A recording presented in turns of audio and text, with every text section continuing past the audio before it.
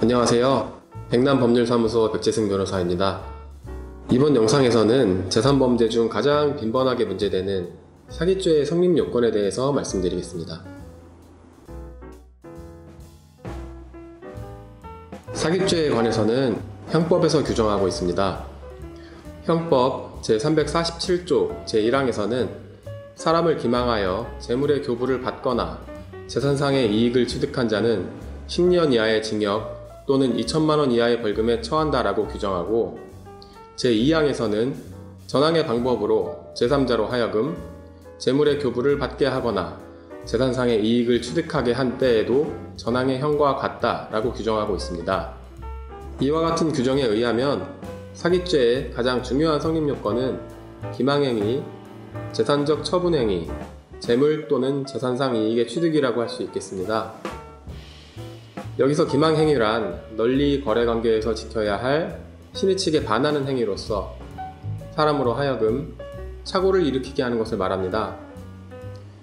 쉽게 풀어서 말하면 거짓말로 속이는 행위라고 이해할 수 있겠습니다만, 거짓말을 했다고 해서 반드시 기망행위가 인정되는 것은 아니고, 마찬가지로 피해자가 속은 사실이 있다고 해서 반드시 사기죄가 성립하는 것도 아닙니다.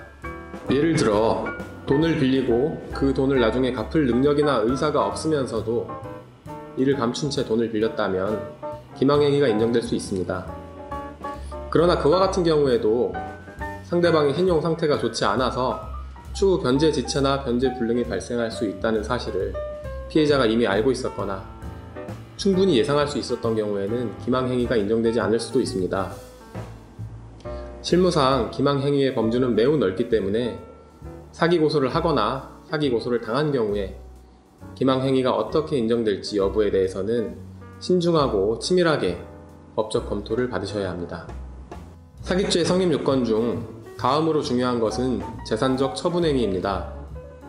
처분행위라는 것은 범인 등에게 재물을 교부하거나 재산상의 이익을 부여하는 재산적 처분행위를 의미합니다. 단순히 피해자가 상대방에게 속아서 뭔가를 해줬다고 해서 무조건 처분행위가 인정되는 것은 아닙니다. 사기죄는 재산범죄이고 사기죄에서 말하는 처분행위는 재산적 처분행위이기 때문에 재물이나 재산적 이익이 오간 것이 있어야 합니다. 예를 들어 보이스피싱 조직원에게 속아서 돈을 송금한 행위는 처분행위에 해당이 됩니다. 그러나 똑같이 보이스피싱 조직원에게 속은 경우라도 거래 실적을 쌓아주겠다거나 대출을 해주겠다는 말에 속아서 보이스피싱 조직에 자신의 계좌를 제공해준 경우, 결과적으로 이용만 당한 경우인데요. 이 경우에는 이 사람은 처분행위를 한 것이 없기 때문에 사기죄가 성립하지 않습니다. 그 다음으로 중요한 사기죄의 성립 요건은 재물 또는 재산상 이익의 취득입니다. 처분행위가 인정되면 재물 또는 재산상 이익의 취득도 자연스럽게 인정되는 경우가 많은데요. 늘 그런 것은 아닙니다. 물론 피해자의 처분행위로 인해 제3자가 재물 또는 재산상 이익을 취득한 경우에는 형법 제347조 제2항의 사기죄가 성립할 수 있습니다. 다음 영상에서는 단순한 채무불이행과 사기죄의 차이에 대해서 말씀드리겠습니다. 든든하고 명쾌한 법률상담 변호사님.com